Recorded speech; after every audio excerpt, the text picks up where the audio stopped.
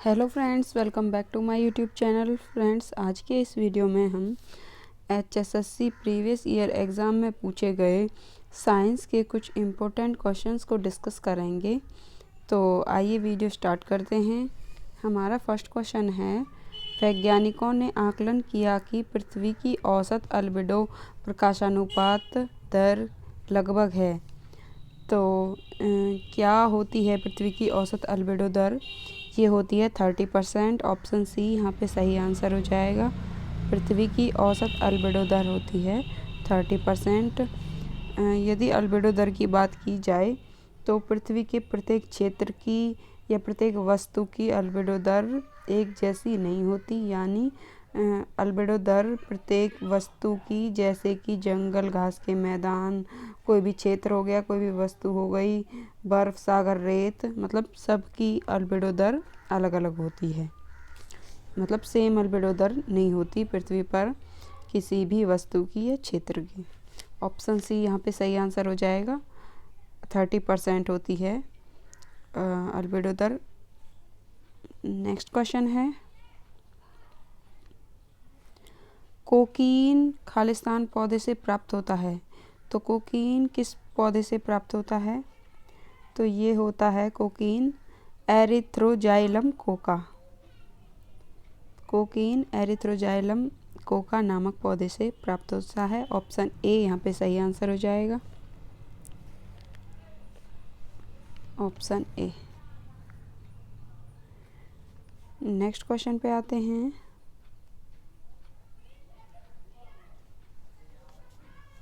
एक लक्षण जो बहुत सी जीन द्वारा निर्धारित होता है और पृथक विभिन्नताएं नहीं दर्शाता, वो क्या कहलाता है? तो एक लक्षण जो बहुत सी जीन द्वारा निर्धारित होता है वो क्या कहलाता है? जो बहुत सी जीन द्वारा निर्धारित होता है वो कहलाता है मात्रात्मक लक्षण। ऑप्शन सी यहाँ पे सही आंसर हो जाएगा, मात्रात्मक लक्षण। और यदि गुणात्मक लक्षण की बात की जाए तो गुणात्मक लक्षण सिर्फ एक जीन यानी एकल जीन्स के द्वारा निर्धारित होता है। यदि आपको पूछ लिया जाए कि एकल जीन्स द्वारा कौन सा लक्षण निर्धारित होता है, तो ये आप हो जाएगा गुणात्मक लक्षण। यदि यहाँ पे जैसे ये पूछा गया है कि जो बहुत सी जीन द्वारा निर्धारित होता है, तो ये होता है मात्रात्मक लक्षण, बहुत सी जीन द्वारा निर्धारित होता है। ऑप्शन सी यहाँ पे सही आंसर हो जाएगा। नेक्स्ट क्वेश्चन पे आते हैं। हैबर प्रक्रिया द्वारा अमोनिया के संश्लेषण में खालिस्तान एक वर्धक के रूप में प्रयुक्त होता है।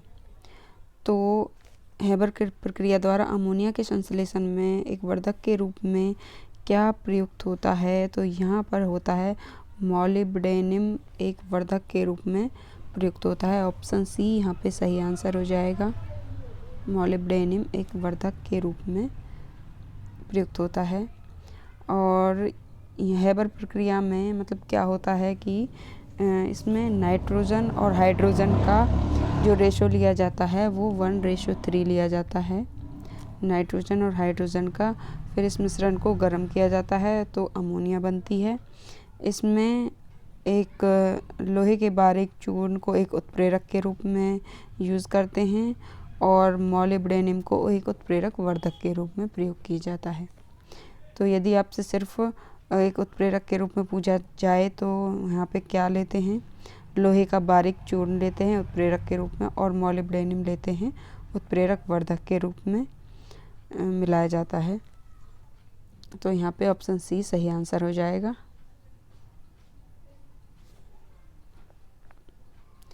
नेक्स्ट क्वेश्चन है, अमाशय में प्रोटीन पेप्टाइड्स में रूपांतरित करने वाला एंजाइम है। तो अमाशय में प्रोटीन को पेप्टाइड्स में कौन सा एंजाइम रूपांतरित करता है? तो ये है पेप्सिन नामक एंजाइम, जो प्रोटीन को पेप्टाइड्स में रूपांतरित करता है। ऑप्शन डी यहाँ पे सही आंसर हो जाएगा, पेप्सिन।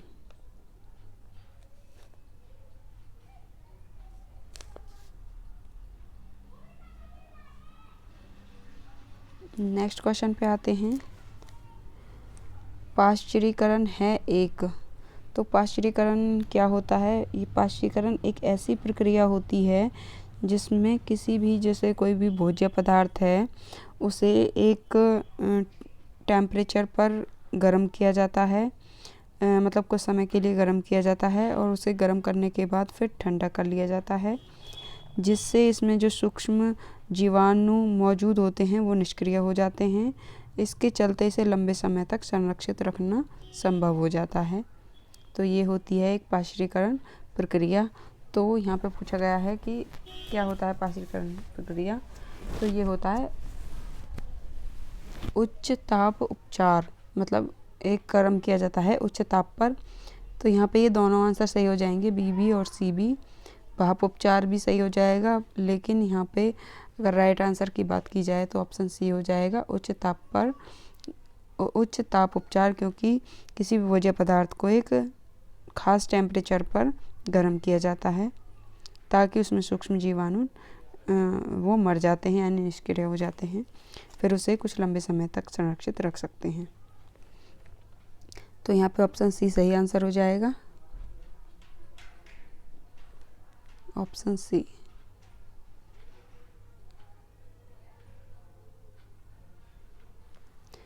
नेक्स्ट क्वेश्चन पे आते हैं।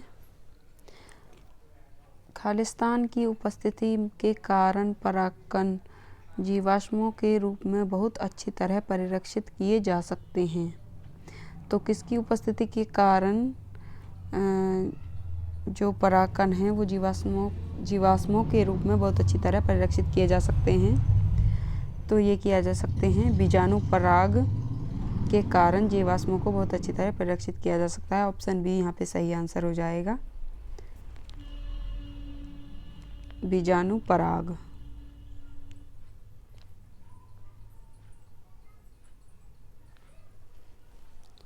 नेक्स्ट क्वेश्चन पे आते हैं। भारतीय सोरा है। तो भारतीय सोरा क्या है? ये है KNO3, यानी ऑप्शन बी यहाँ पे सही आंसर हो जाएगा, पोटेशियम नाइट्रेट। पोटेशियम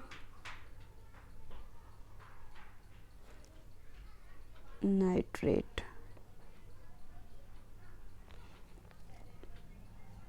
और यदि आपसे पूछ लिया जाए कि चिली सोरा, ये दोनों बहुत ही इम्पोर्टेंट हैं, चिली सोरा और भारतीय सोरा। चिली सोरा होता है सोडियम नाइट्रेट यानी NaNO3, ये भी आपको याद रखना है। भारतीय सोरा पूछी जाए तो पोटेशियम नाइट्रेट KNO3, और चिली सोरा पूछा जाए तो सोडियम नाइट्रेट NaNO3।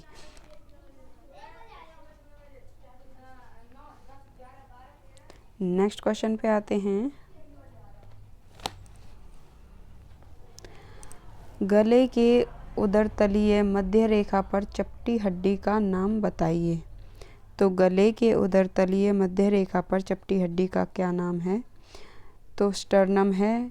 यहाँ पे ये दे नहीं रखा है ऑप्शन, कोई से भी ऑप्शन, जैसे कि हमने यहाँ पे आना चाहिए ऑप्शन डी में, ये मिस्टेक है यहाँ पर। तो स्टर्नम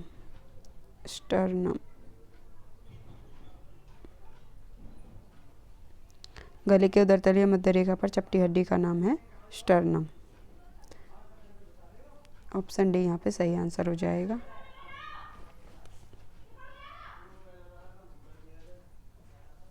और यदि आपसे पूछ ली जाए कि सबसे लंबी हड्डी का नाम बताइए, तो वो है फीमर, जो कि जांघ में होती है। और जब यदि आपसे पूछा जाए कि सबसे छोटी हड्डी का नाम क्या है, तो वो होती है स्टेपीज, यानी कि कान में होती है, जो स्टेपीज होती है कान में सबसे छोटी। और यदि पूछा जाए सबसे बड़ी, तो वो होती है फीमर, जो होती है जांघ में।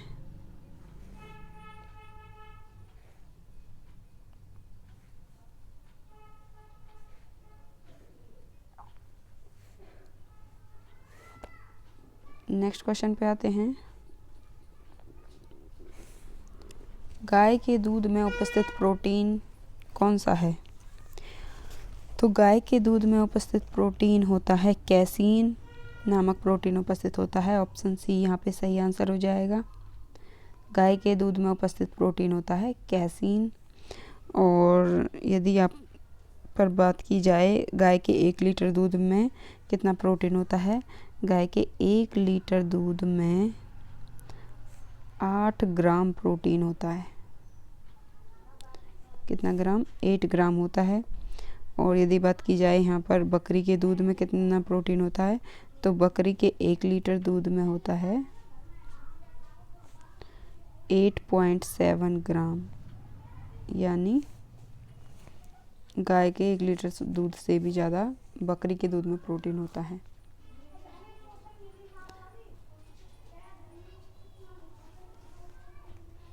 नेक्स्ट क्वेश्चन पे आते हैं।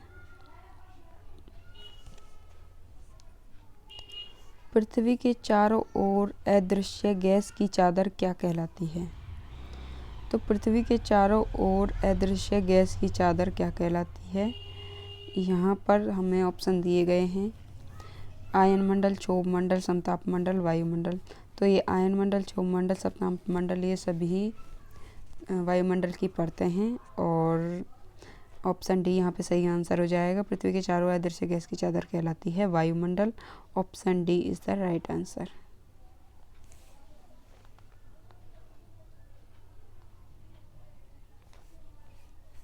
नेक्स्ट क्वेश्चन पे आते हैं। दुग्ध शर्करा है, तो दुग्ध शर्करा क्या है? दुग्ध शर्करा कहाँ पर मिलती है? स्तनधारियों में होता है दुग्ध शर्करा। और क्या क्या होती है? ये होती है लैक्टोज। ऑप्शन ए सही आंसर हो जाएगा। लैक्टोज दुग्ध शर्करा है लैक्टोज। और लैक्टोज में क्या होता है? लैक्टोज में ग्लूकोज और गैलेक्टोज का एक एक अणु होता है। ग्लूकोज और गैलेक्टोज का एक एक अणु होता है। किसमें? लैक्टोज में।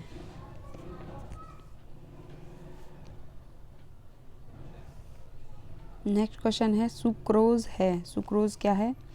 तो ये है डाइसैकेराइड। ऑप्शन बी यहाँ पे सही आंसर हो जाएगा।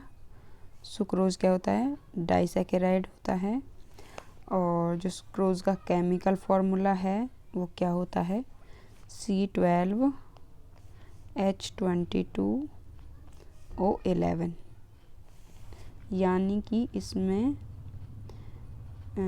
सुक्रोज में 12 कार्बन के परमाणु होते हैं और हाइड्रोजन के होते हैं 22 और ऑक्सीजन के होते हैं 11।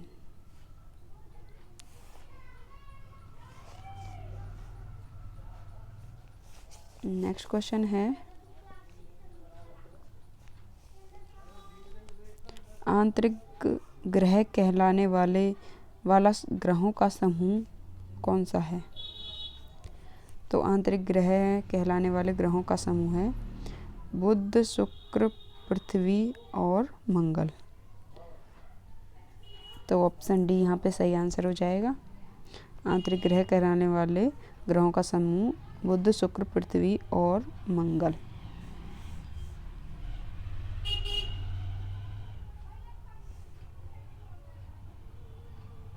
नेक्स्ट क्वेश्चन है भ्रूण को जन्म देना क्या कहलाता है? तो भ्रूण को जन्म देना क्या कहलाता है? प्रसव कहलाता है। ऑप्शन सी यहाँ पे सही आंसर हो जाएगा।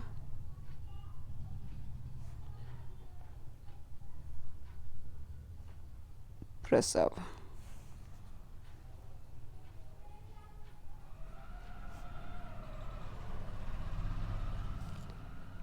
नेक्स्ट क्वेश्चन पे आते हैं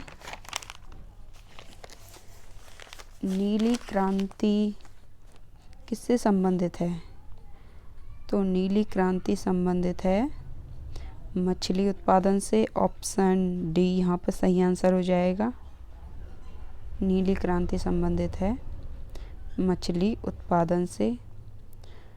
और यदि यहाँ पे बात की जाए दुग्ध उत्पादन से कौन सी क्रांति संबंधित है, तो दुग्ध उत्पादन से होती है श्वेत क्रांति संबंधित, श्वेत क्रांति। और यदि आप यहाँ पर बात की जाए तिलहन उत्पादन से कौन सी क्रांति संबंधित है, तो ये होती है तिलहन से पीली क्रांति।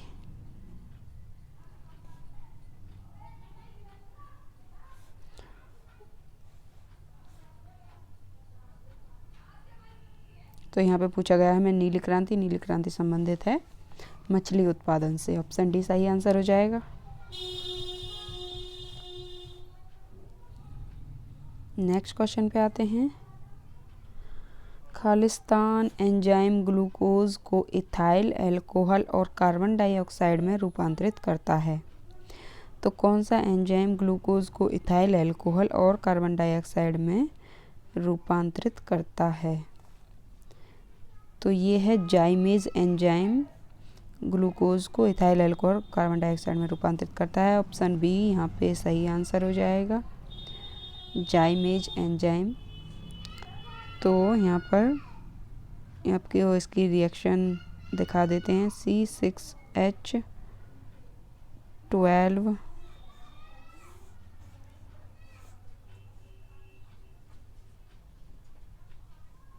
जाइमेज C6H12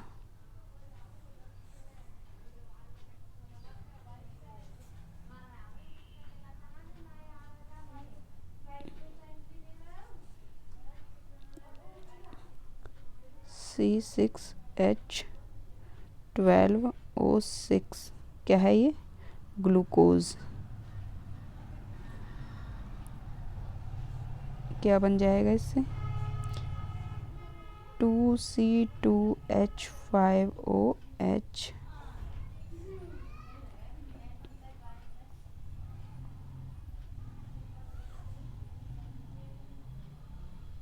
C6H12O6 ग्लूकोज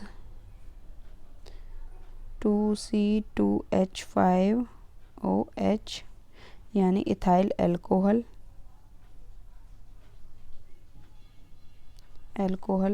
और क्या बचेगा? 2CO2।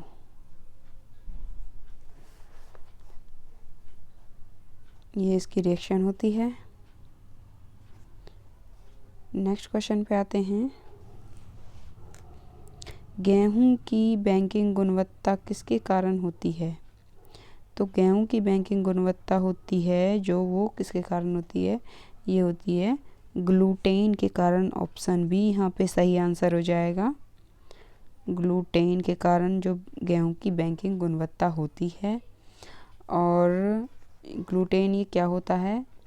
ये एक तरह का लसलसा पदार्थ होता है जो कि प्रोटीन का ही एक प्रकार होता है। क्या होता है? ग्लूटेन लसलसा पदार्थ होता है जो कि प्रोटीन का ही प्रकार होता है ग्लूटेन। और इसकी सबसे अधिक मात्रा ग्लूटेन की कहाँ पाई जाती है? जैसे कि गेहूं में तो होती है, गेहूं, जौ, राई आदि ऐसे अनाजों में ही होती है। ग्लूटेन की सबसे अधिक मात्रा पाई जाती है। नेक्स्ट क्वेश्चन पे आते हैं। गैलेना है, तो गैलेना क्या है? गैलेना है PBS। ऑप्शन बी यहाँ पे सही आंसर हो जाएगा। और गैलेना क्या है? ये शीशे का अयस्क है। गैलेना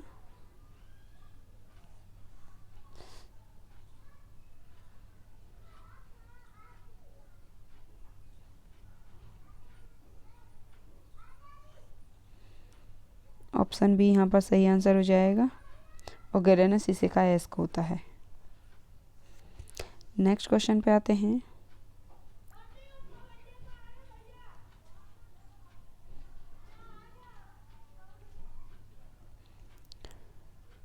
बूस्ट, बॉर्नवीटा, हॉर्लिक्स आदि ऊर्जा समूह पेयों में अनुपूरकों के रूप में किस फसल का माल्ट निचोड़ प्रयुक्त होता है? तो बॉर्नवीटा हॉर्लिक्स आदि में किस फसल का प्रयोग किया जाता है, वो है जौ का। ऑप्शन सी यहाँ पे सही आंसर हो जाएगा, जौ। नेक्स्ट क्वेश्चन पे आते हैं। निम्नलिखित गर्भाशय की एक परत नहीं है, तो गर्भाशय की परत कौन सी नहीं है? ये है एक्टोमेट्रियम। ऑप्शन डी यहाँ पे सही आंसर हो जाएगा। एक्टोमेट्रियम गर्भाशय की एक परत नहीं है। और ये तीनों गर्भाशय की परत होती हैं, एंडोमेट्रियम, मायोमेट्रियम और पेरीमेट्रियम। ये तीनों गर्भाशय की परत हैं। एक्टोमेट्रियम गर्भाशय की परत नहीं है। और जो एंडोमेट्रियम है ये गर्भाशय की सबसे अंदरूनी परत होती है, अंदरूनी परत होती है एंडोमेट्रियम।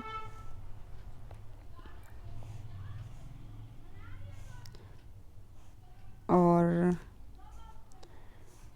जो पेरीमेट्रियम होती है ये गर्भाशय की बाहरी परत होती है और पतली तरल कोशिकाओं से बनी होती है।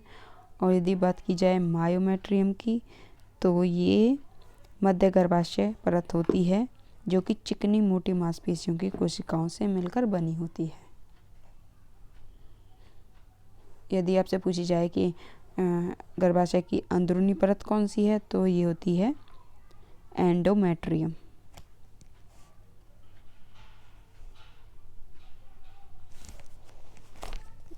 नेक्स्ट क्वेश्चन पे आते हैं।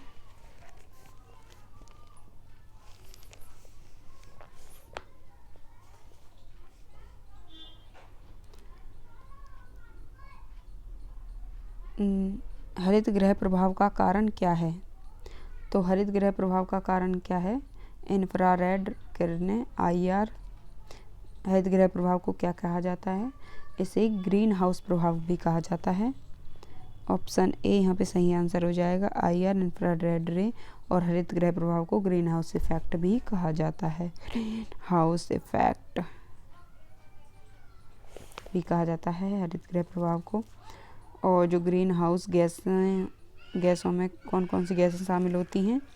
कार्बन डाइऑक्साइड, जलवाष्प और मीथेन।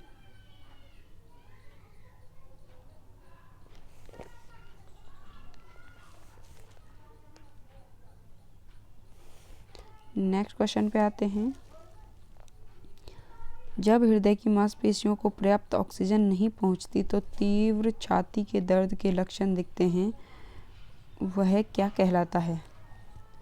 जब हृदय की मांसपेशियों को पर्याप्त ऑक्सीजन नहीं पहुंचती तो तीव्र छाती के लक्षण दिखते हैं, वो क्या कहलाता है? वो कहलाता है एंजाइना पेक्टोरिस। ऑप्शन ए यहाँ पे सही आंसर हो जाएगा, एंजाइना पेक्टोरिस। और जो सीने में दर्द होता है उसे एंजाइना कहते हैं, जो कि हृदय में पर्याप्त खून न पहुंचने के कारण होता है, जैसा कि इसमें क्वेश्चन में दिया हुआ है। तो एंजाइना को एंजाइना पेक्टोरिस या इस्केमिक चेस्ट पेन भी कहा जाता है। इसे क्या कहा जाता है? इस्केमिक चेस्ट पेन भी कहा जाता है, इस्केमिक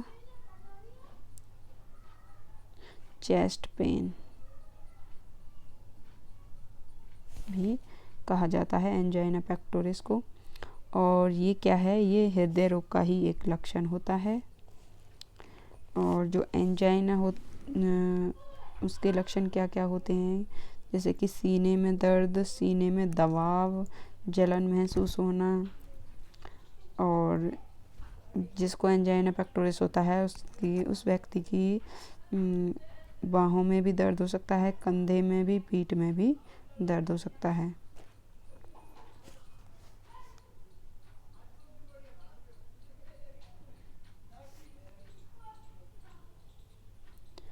नेक्स्ट क्वेश्चन पे आते हैं। निम्नलिखित में से कौन सी एक सुपरसोनिक मिसाइल है? तो सुपरसोनिक मिसाइल कौन सी है? ब्रह्मोस एक सुपरसोनिक मिसाइल है। ऑप्शन डी यहाँ पे सही आंसर हो जाएगा।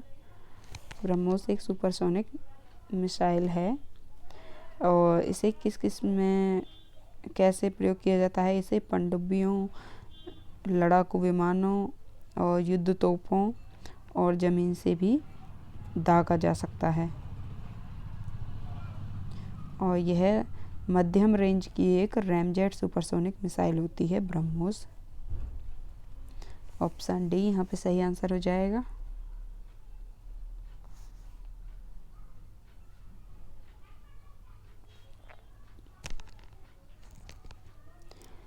बारिश की बूंद खालिस्तान के कारण गोल होती है।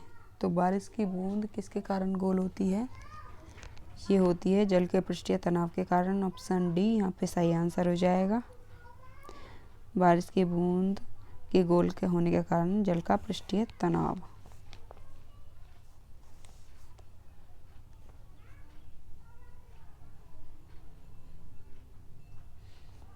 नेक्स्ट क्वेश्चन पे आते हैं। जुगाली करने वाले का आमाशय कितने भागों में बटा होता है? तो जुगाली करने वाले पशुओं का आमाशय 4 भागों में बटा होता है। ऑप्शन ए यहाँ पे सही आंसर हो जाएगा। 4 भागों में बटा होता है और इनमें से एक भाग का नाम होता है रुमेन। रुमेन होता है एक भाग का नाम। इसी भाग में खाए गए चारे का पाचन होता है रुमेन में। यदि आपसे पूछ लिया जाए कि जुगाली करने वाले पशुओं का आमाशय में खाए गए चारे का पाचन किस भाग में होता है? तो खाए गए चारे का पाचन होता है रुमेन में।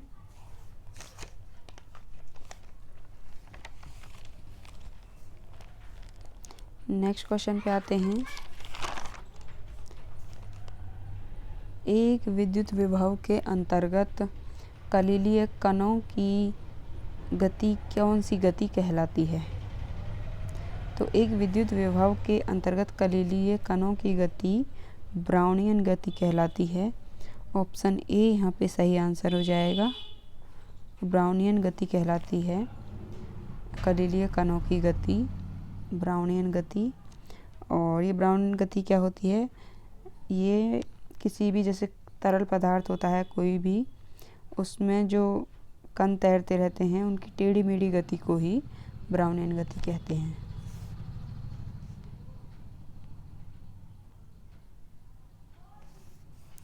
नेक्स्ट क्वेश्चन पे आते हैं। घोड़ा है एक, तो घोड़ा क्या है? जुगाली करने वाला खुर, गैर जुगाली करने वाला खुर, सम संख्या में उंगली वाला खुर, विषम संख्या में उंगली करने वाला खुर। तो घोड़ा क्या होता है? गैर जुगाली करने वाला खुर। ऑप्शन बी यहाँ पे सही आंसर हो जाएगा।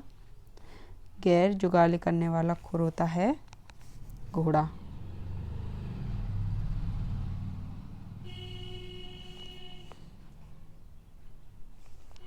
नेक्स्ट क्वेश्चन पे आते हैं।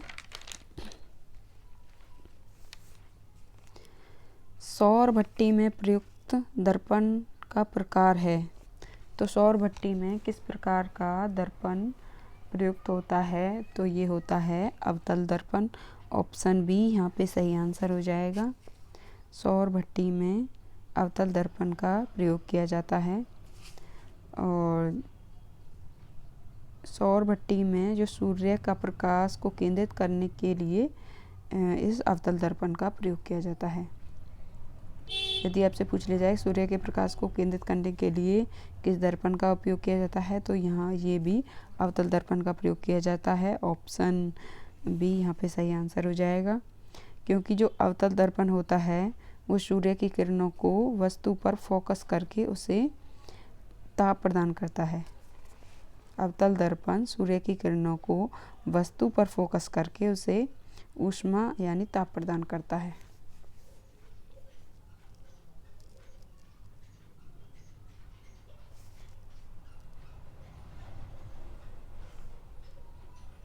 नेक्स्ट क्वेश्चन पे आते हैं। जीवों में वृद्धि हार्मोन खालिस्तान द्वारा स्रावित किया जाता है। तो जीवों में जो वृद्धि हार्मोन है वो किसके द्वारा स्रावित किया जाता है? वो स्रावित किया जाता है पीयूष ग्रंथि के द्वारा। ऑप्शन डी यहाँ पे सही आंसर हो जाएगा। जीवों में वृद्धि हार्मोन पीयूष ग्रंथि के द्वारा स्रावित किया जाता है। और जो ये वृद्धि हार्मोन है ये 191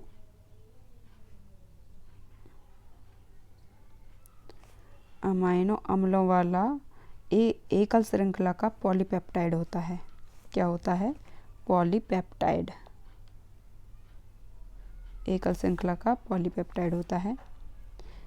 तो ऑप्शन डी यहाँ पे सही आंसर हो जाएगा 48 का। पीयूष ग्रंथि और एकल श्रृंखला का पॉलीपेप्टाइड होता है ये वृद्धि हार्मोन।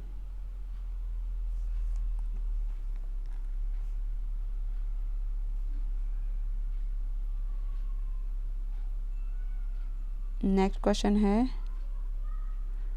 निम्नलिखित में से कौन सा एक पादप हार्मोन है? तो पादप हार्मोन कौन सा है? तो यहाँ पे साइटोकाइनिन एक पादप हार्मोन है। ऑप्शन सी यहाँ पे सही आंसर हो जाएगा। साइटोकाइनिन एक पादप हार्मोन है। और पौधों में मुख्यतः 5 प्रकार के हार्मोन पाए जाते हैं। वो कौन कौन से होते हैं? ऑक्सिन, जिब्रेलिक अम्ल, साइटोकाइनिन, इथाइलिन और एब्सिसिक अम्ल।